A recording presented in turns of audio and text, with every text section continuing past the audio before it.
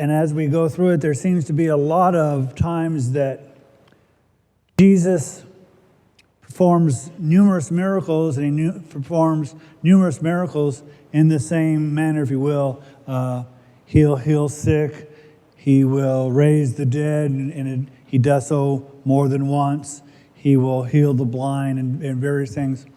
And I know that we have 4 Gospels, and sometimes, well, that's the reason. And some of the Gospels tell some of the stories.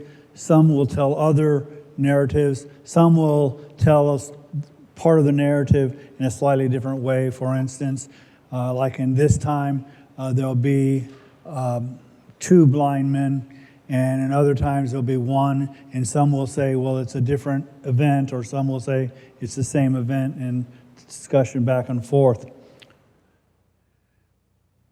But I think the reasons that there are multiple discussions is to pound it in our head that Jesus is sovereign.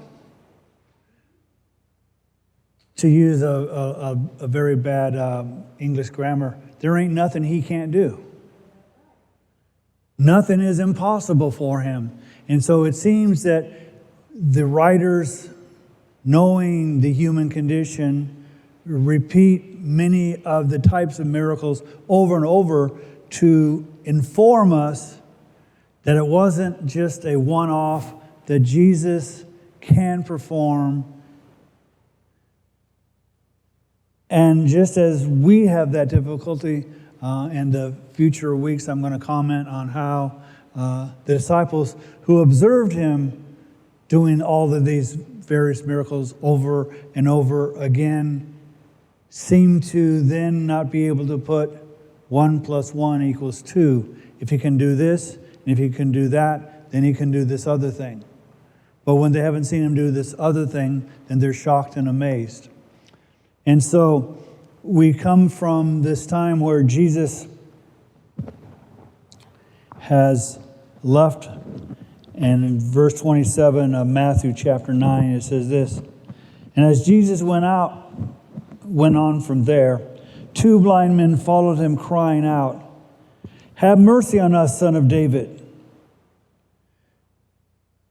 Now, I want you to know, since we've been doing this imperfect chronology, this is the first time Jesus has been called Son of David. He has been called Son of David by 2 blind men. Remember last week we talked about perspective? And most of us would say, I would never want to be blind. And yet these 2 blind men see better than those around Jesus, because they're aware that Jesus is the Son of David, the Messiah, the one who's coming. Those around him don't understand it, especially those who are in the religious establishment. Not only don't understand it, are in opposition to him. But here are 2 blind men who say, "Have mercy on us, Son of David." Notice Jesus' response. "And when he entered the house," which meant he didn't stop. He kept on going where he was going. Which seems a little bit unusual, because oftentimes Jesus would stop when someone would announce certain things of faith. Or as we looked previously, when the woman who was hemorrhaging said, "If I could just touch his garment," he stopped then. There are times that Jesus would stop. But in this situation, Jesus keeps walking on. Which tells me sometimes when we cry out to him, we expect his immediate attention. And maybe he needs to walk a little further. It doesn't mean to give up on our request. It simply means to continue pursuing the request. And if you're blind and you know that Jesus can make you sighted, I suspect you're not going to go home easily. He may not have heard you the first time, but I'm going to pursue Jesus. So when he entered the house, the blind men came up to him. Now, I don't know if they knew the people of the house or not, but that didn't stop them because they had a need. And they knew Jesus, who was the son of David, could fulfill it. And so they entered the house. And Jesus said to them, "Do you believe that I am able to do this?" Kind of a simple question. It's interesting, a simple question, because why would they pursue him if they didn't think that Jesus could do this? But Jesus is reaffirming their faith. Do you believe that I'm able to do this? And they said to him, "Yes, Lord."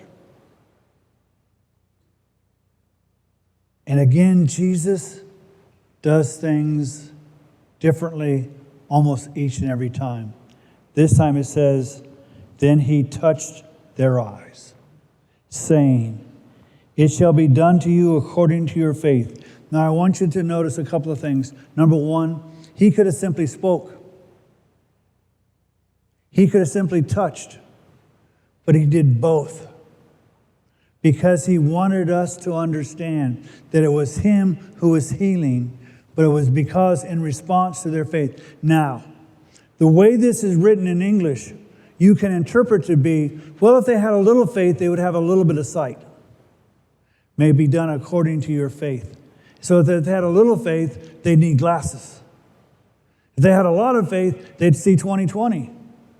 But Jesus he's saying, "I'm healing you according to your faith." It's not, it's measured. And their eyes were opened.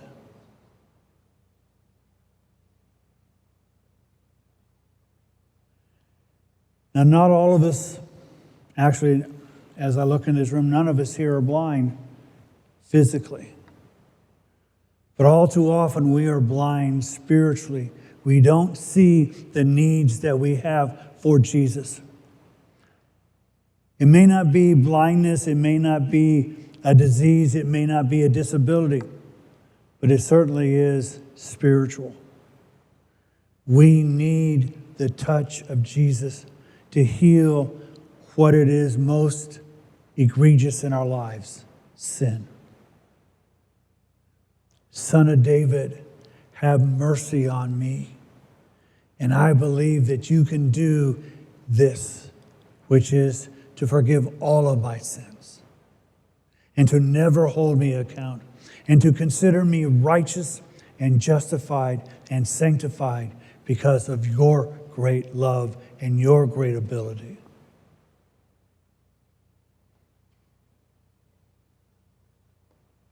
Their eyes were opened, and Jesus sternly. Now, most people have this idea that Jesus is this Melba milquetoast kind of guy who is just weak and unassuming. But notice it says he sternly, if you will, got in their face. He sternly warned them. See that no one knows about this. He healed them, and his intention was to be private. And I believe that's why he went to the house to heal them. He could have healed them on the street, but if he healed them on the street, then everyone else would have seen him healing him. And he did not want that because it's getting close to Passover. Now, not the Passover that's the last Passover that he experiences, but it's one coming. And at Passover, there's a lot of Jews who come to Jerusalem in celebration of the Passover, as they're required to do. And there are more people. And he's not wanting to start this now. So he sternly warns them. And you would think because he healed them, they'd listen. But notice their response. But they went out and spread the news about him throughout all the land. They didn't just tell their friends. They didn't just tell the neighbors. They didn't just tell their enemies. They told everybody. And when I read, and this is not the only time when Jesus tells people not to do something, that they don't do it. I'm beginning to think that in the Great Commission, instead of Jesus telling them to go out and make all disciples, teaching them, whatever. Maybe you should have said, I want you to keep it quiet. I don't want you to tell anybody, because then maybe everybody would go out and spread the good news. So maybe we should say, don't do it. And then we will. Verse 32. And as they were going out, a mute, demon-possessed man was brought to him. Now, I want to comment. Many centuries ago, people thought that if you had a malady, a disease, or a disability, that it was probably some demon. And then we got very scientific, and we said, oh, there's no spiritual things at all. It's just sickness and maladies. The reality, there's both. Just because someone is sick doesn't mean they're not demon-possessed.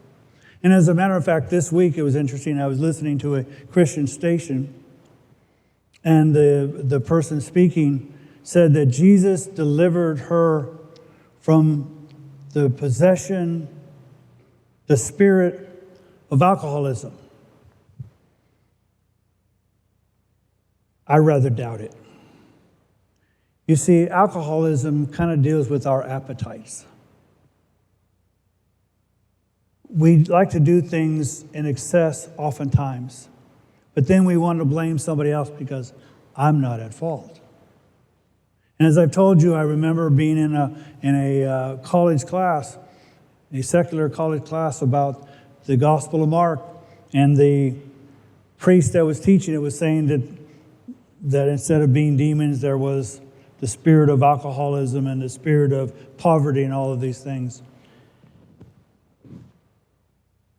And I don't see Jesus dealing with this guy saying, okay, be healed of your alcoholism, or be healed of poverty. You see, we fight not against flesh and blood, but against spiritual forces of wickedness in dark places. Now, you may have a sickness or a malady or a disability, and has nothing to do with spiritual matters. It just may be that you're sick. It may be that the environment or what you've done in your life or your genetics just says you develop cancer. And God's not mad at you. God's not punishing you. You just simply have that disease. The question of having that disease is what's your response? Do you blame God or go to Him? Do you want to walk with Him in the disease, or do you want to be mad at Him for giving it to you? But there are also spiritual aspects. There are demon possession. And when it comes to demon possession, it always has an impact on the person. It has a physical impact. And this particular demon possession had the physical impact of the person not being able to speak. So as they were going out, a mute demon-possessed man was brought to him.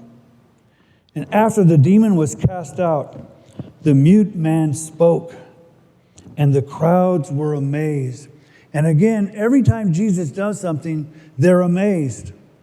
So much so, that's one of the reasons that they keep following him, because they want to see what he's doing and to be amazed. Jesus is the greatest show on earth.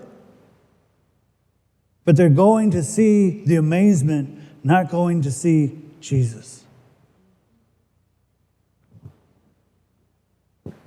And then they said this, nothing like this has ever been seen in Israel, which should tell the crowd something. First off, when Moses was asked, that's a polite word, when he was told to go to Pharaoh, his excuse was, well, I can't talk. And God's answer to him was, who made man's mouth to be able to speak or not? So Jesus being able to make this man speak tells something about who Jesus is. And the second thing, Isaiah says that when the Messiah comes, the deaf will hear. The mute will speak. The lame will leap for joy. And all of these things is what Jesus is doing, which is saying that Jesus, by opening this man's mouth, is confirming what the blind men said. He is the Son of David.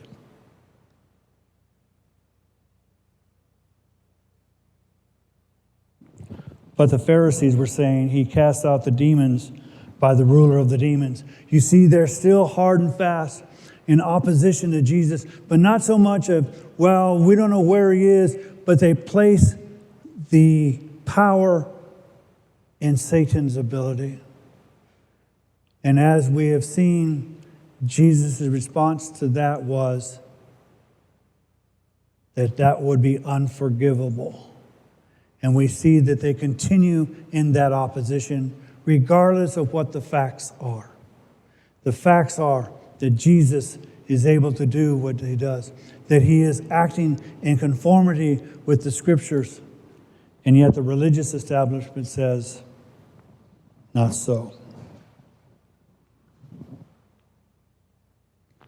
Jesus was going through all of the cities and villages, teaching in their synagogues and proclaiming the gospel of the kingdom and healing every kind of disease and every kind of sickness. So we see Jesus continues in his ministry. It's an itinerant ministry. It isn't one where he goes, we're going to hold a big tent revival and you all come. Jesus goes from town to town, preaching and teaching and healing. He's performing his ministry throughout the area. And it's just not certain diseases, it's every kind of diseases. It's not certain sickness, it's every kind of sickness.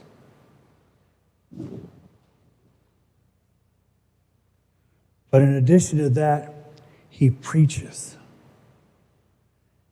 He preaches. Now, I have heard in person and through television some awesome preachers. Some awesome preachers who theoretically aren't that awesome. In Billy Graham's early days, before I was around, I'd see some of his tent revivals, and he had a passion, whatever. But in his later days, I think he discovered it wasn't about his passion, it was about the Spirit of God. And I would go, and we would go to like the Anaheim Stadium, and he would preach a very simple, calm sermon, and then invite people to come, and they would respond. Because it's not about his passion or his words, but the power of God. I would love not just to read, because we read some of Jesus' sermons, but I would love to hear him deliver it. Because as I read it, it would say something like that he spoke with authority. And I read that, but I'd like to hear that authority. Wouldn't that be awesome? We're never told in heaven whether Jesus is going to preach or not, but I hope so. Because I think we'll break out in worship.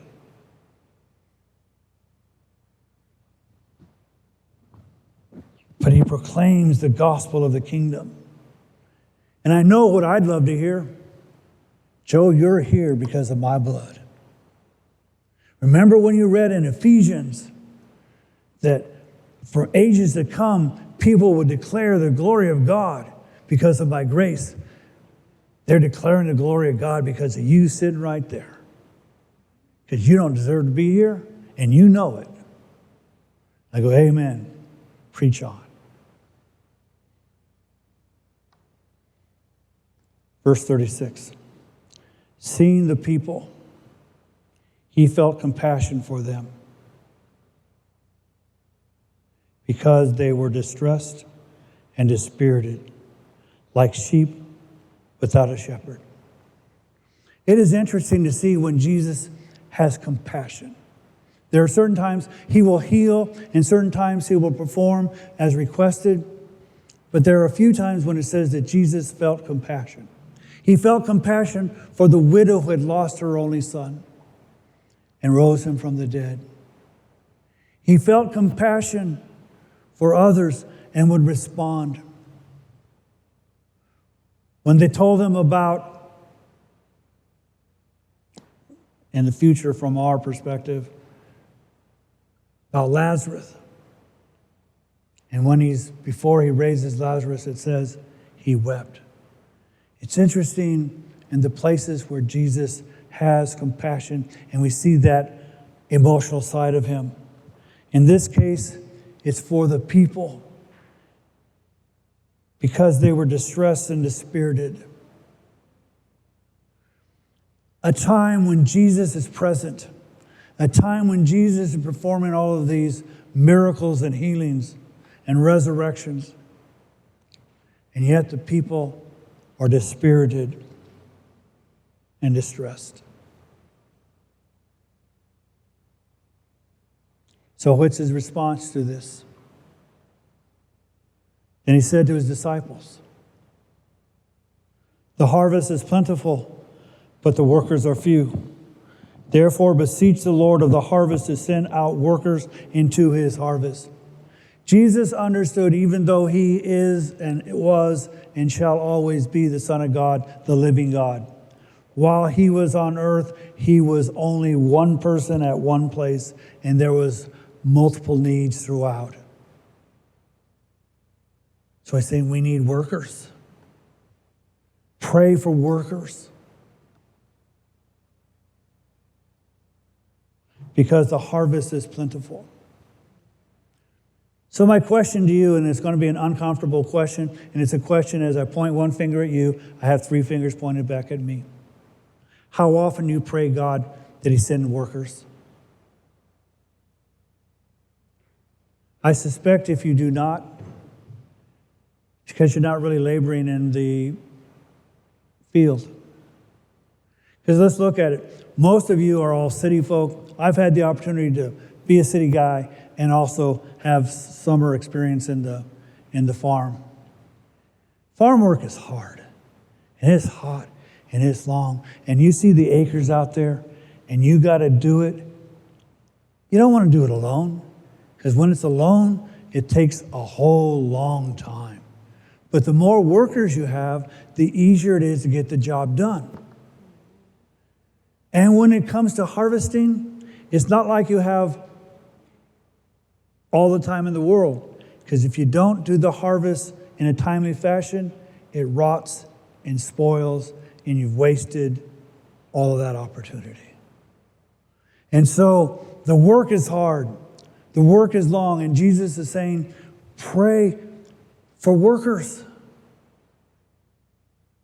Or maybe you've prayed for workers and not many came, and so you've kind of given up because you'd like to see greater things happening, and you could know that greater things could happen if you just had a couple of people help you out. But notice, he doesn't say ask. He says beseech, which means beg. Beg God for workers, which means if you want something, you keep asking until you get it. Ask any child. They don't give up. They don't even give up when you say no. Because they really, really, really, really, really want it. Until they get it, and then there's something else they really, really, really, really, really want. And we kids pick up on certain things. My brother, for instance, would keep asking my dad when he said, "We'll see." He kind of figured out my dad was not patient when he said no. When he said no, he meant no. And when he said yes, you can guarantee it. But when he wasn't sure, and he didn't want to say yes to, in essence, make a promise, he would say, "We'll see." And my brother knew that the opportunity to keep asking, "Well, Dad, can I have it? Can I have it? Can I have it? Can I have it? Can I have it?" Well, God wants workers. It's God's harvest. It's God's field. It's what God wants. And so maybe we will continue to ask even when we don't see immediately, because it is the will of God. So beseech, beg God for workers while you're working. It's not for, well, God send somebody so I don't have to participate. No, it's God, send people to help me in the field.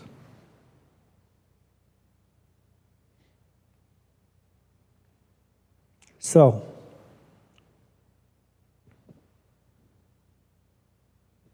as Jesus went from town to town and synagogue to synagogue, God has called me to this location, but my ministry isn't just at this location.